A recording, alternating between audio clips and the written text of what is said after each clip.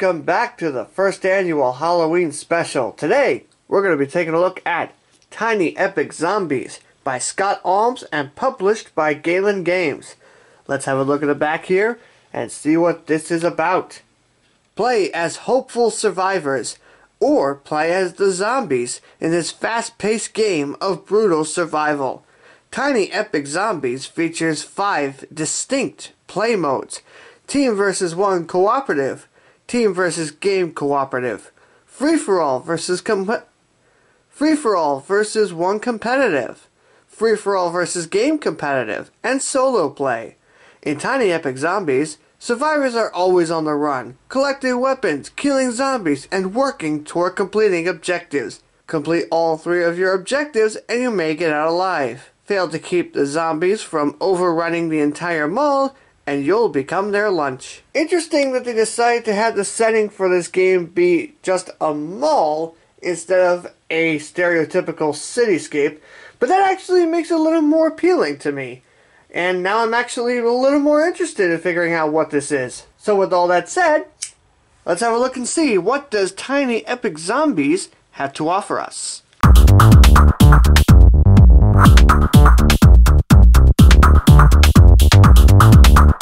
The game comes with 14 player cards that are double-sided with a human side and a zombie side.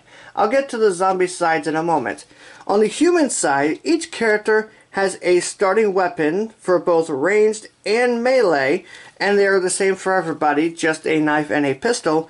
There's also a track here that allows you to keep track of their wounds and your ammo, and you use these tokens to do so. You have these little bullets, one for each player, to keep track of your ammo, and you also have little crosses that are a little blood stains of your color to help you keep track of your wounds. Each character also has a little summary of what you need to do on your turn, a backpack that can hold stuff that you find out in the world, and a special ability that you can use during the game. On the other side of these characters are basically zombie versions of these characters, and these are used when you want to play as the zombie.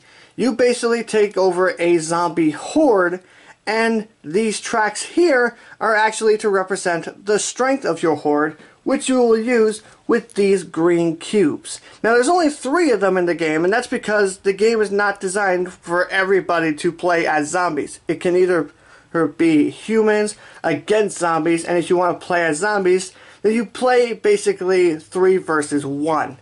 And like I said, each of these has a little chart that shows everything that your hordes can do, and as they grow in strength, you can do more stuff, but each has a special ability that does relate specifically to that zombie. There are a bunch of rooms that come with the game, and this is basically going to represent the mall that you are going to be playing in. Each of these are also double-sided with a different room on the front and back of each of these cards, with the exception of the courtyard. They're basically the same thing, although it's just set up to look different for a cooperative courtyard versus a competitive courtyard, as you can see. But both of them have one thing in common, and that's this little track here. And this track is basically where you keep track of your barricades, which you actually use to track them by using this little brown token right there. In addition to the courtyard, there are 9 different room cards that come with the game, and they are double-sided, showing a different room on the backside, which is very nice. That means there's going to be some variation of how you can basically set the game up, which is nice. That means there's going to be some good replay value here. The cards from what I'm looking at here are very easy to read, so that should be very nice. You shouldn't have any issues with that. And it looks like they all have a special effect on them that you can use when you interact with that room of some sort. Some of these actually don't have that now that I'm looking at them. Also, they have these little symbols in the corner, which I'm assuming is basically like a category of buildings that they belong to, because there's 2 of 4 different types of symbols, and I'm not sure what these mean, to be completely honest, but I will say they are very easy to tell apart from each other, so you shouldn't have any issues telling which is which. Also on each of these rooms, there is a specific symbol that comes with them of a gear with a number inside of it or a biohazard inside of it. And I'm assuming it's going to be either helpful or hurtful to the players. I'm not entirely sure. And there's also a little, I forget what the word of that, a beaker of some kind on every single one of these. And I'm not sure why that is. I'm assuming that's gonna, I'm sure that'll make it a lot easier once I actually look at the rule book. Just for transparency, I just looked at the rule book for the beaker symbol here, and that's actually for these objective markers that come with a specific scenario. And the symbol up here is basically to help you check to whether or not you've made noise in that room. Also, speaking of objective markers, the game comes with a whole bunch of various objective markers. I'm not going to go over every single one of these because there's just so many of them, but each of these are all very specific to a specific scenario of the game that you can play through. And I'm happy to say these are all very, very thick little tokens here. You're not going to have to worry about bending these whatsoever. Speaking of objectives, there are several objectives that come with the game that you can play through. Each of these has a cooperative side and a competitive side. Each of these has basically an objective for you to complete. What you'll need for the scenario, which is where these tokens come in. Obviously, with every scenario, you're not going to use all of these. There's just going to be a specific type of token that you're going to need for this specific scenario. There's also a setup of what you need to do for that scenario and how the game will basically play out, along with the various conditions that you will need to complete to win the game. Same thing on the competitive side, with everything that you need to set up, your objective, how the game plays out, and your victory conditions. There are 4 tokens that come with the game that they call Survivor tokens, and they're basically just little white meeples. There's nothing special about them, and I'm not entirely sure what these are for. I'm assuming these are basically going to be used for some of these scenarios that the game comes with. There are 4 of what they call ITE meeples that come with the game, and this is what you're basically going to be controlling throughout the game. And basically what these are is that these are just meeples with little holds on the arms that allow you to hold items that you find.